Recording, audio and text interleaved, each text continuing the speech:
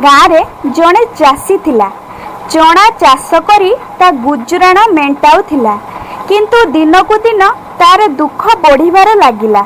प्रति राति रे तार चना फसल को केही खाई देइथिबारु मन दुखरे से अधिक भांगी पड़िला। दिने राति रे चाषी जाई फसल निकट रे जगी बसिला। हठात राति अध बेलू एक चकी आकाशरू उड़ी आसी खेतरे पशि खाइबाकू लागिला।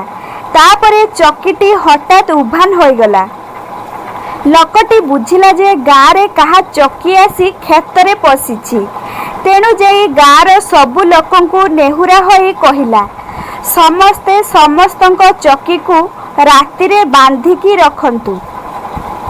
काहार ना काहार चकी जाई खेतरे पशि चना खाई जाउछि। चाषीटीर दुख सही न पारी गाँ लोके समस्ते निज निजर चकी को बांधि रखिले, किंतु एतिकिरे चाषीर इलाका हेला नाही। पुणी मध्य से दिन राति रे ता खेतर चकी आसी चना खाइथिबा चाषी जानी पारिला। एथर चाषी पुणी राति रे आसी चना खेतरे जगी रहिला। जेमिति राति अधिक होइछि चकीटी आसी खेतरे चना खाइबाकू लागिला। एहा देखि चाषीटी लुचि लुचि चकीटी को धरी पकाइला। सेउटू चकीटी आकाश मार्ग को उड़ीबाकू लागिला। चाषीटी चकीटी को धरी मध्य आकाश को चलीगला। चकीटी जाई स्वर्गपुर रे पहुँचला। चाषीटी मध्यरे स्वर्ग रे ओह्लाइला। स्वर्ग लोकरे मनीष को देखी स्वर्गवासी आनंदित हेले।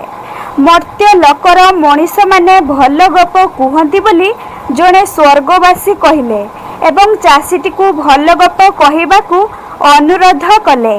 चाषीटी कहिला, जदि मु गप कहिबी ता बदल रे आपण मानकू मते बहुत धन रत्न देबाकू पड़िबो। तेबे आपण मानकू अनुरोध रक्षा करी मु एमिति एक ताजा गप कहिबी जे जहार शब्द पिछा मूल्य हब गोटे सुना मुद्रा। चाषीटी ठारू एकथा सुनी स्वर्गवासी आश्वस्त हेले एवं कहिले, शब्द पिछा मात्र गोटे स्वर्ण मुद्रा, तेबे किछि व्यस्त हेबार नाही।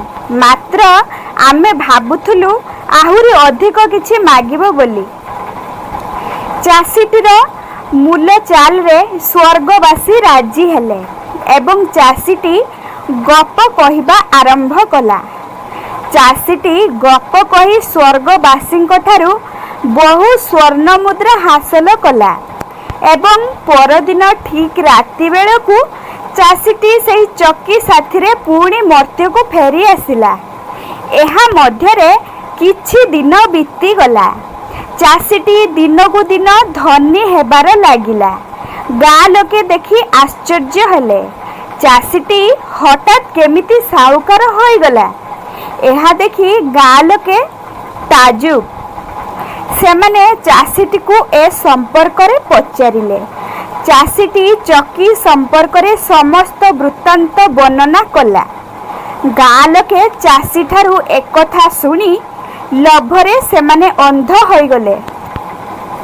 सेमाने चाषीटी को मारी देई परदिन राति रे खेत को जाई चकीटी को जगी बसिले। पूर्व राति परी चकीटी चना खाइबाकू खेत को आसिला।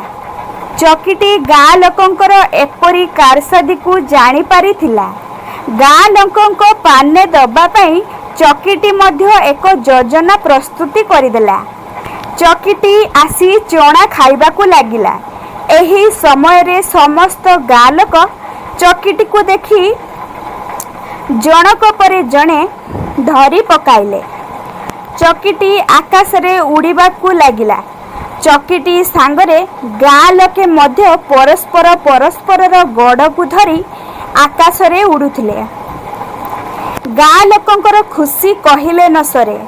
सेमाने स्वर्गरू बहुत सुना आनिबे ए कथा भाबी भाबी गाँ लोक पागल प्राय होई सारी छथि। चकीटी पूर्वरू प्रस्तुति करिथिबा योजना अनुसार ତାକୁ ଧରିଥିବା ପ୍ରଥମ ଲୋକଙ୍କୁ କହିଲା, ସ୍ୱର୍ଗରୁ ତୁମେ କେତେ ସ୍ୱର୍ଣ୍ଣ ମୁଦ୍ରା ଆଣିବାକୁ ଚାହୁଁଛ? ଏବେଠୁ କହିଦିଅ, ସେହି ଅନୁସାରେ ମୁଁ ସ୍ୱର୍ଣ୍ଣ ମୁଦ୍ରା ସଂଗ୍ରହ କରିବି। ନଚେତ୍ ସ୍ୱର୍ଗକୁ ଗଲା ପରେ ଏହା ଆଉ ସମ୍ଭବ ହୋଇପାରିବ ନାହିଁ। ତମେମାନେ ଖାଲି ହାତଟାରେ ଫେରି ଆସିବ। ସେଉଠୁ ଆଉ ଡେରି ନ କରି ଲୋଭରେ ଅନ୍ଧ ହୋଇ ପଡ଼ିଥିବା ପ୍ରଥମ ଲୋକଟି ଦୁଇ ହାତକୁ ଚକିରୁ ଛାଡ଼ିଦେଇ କହିଲା, ମୋର ଏତେ ସ୍ୱର୍ଣ୍ଣ ମୁଦ୍ରା ଦରକାର। ସେମିତି ପ୍ରଥମ ଲୋକଟି ଚକିରୁ ହାତ ଦୁଇଟି ଛାଡ଼ି ଦେଇଛି।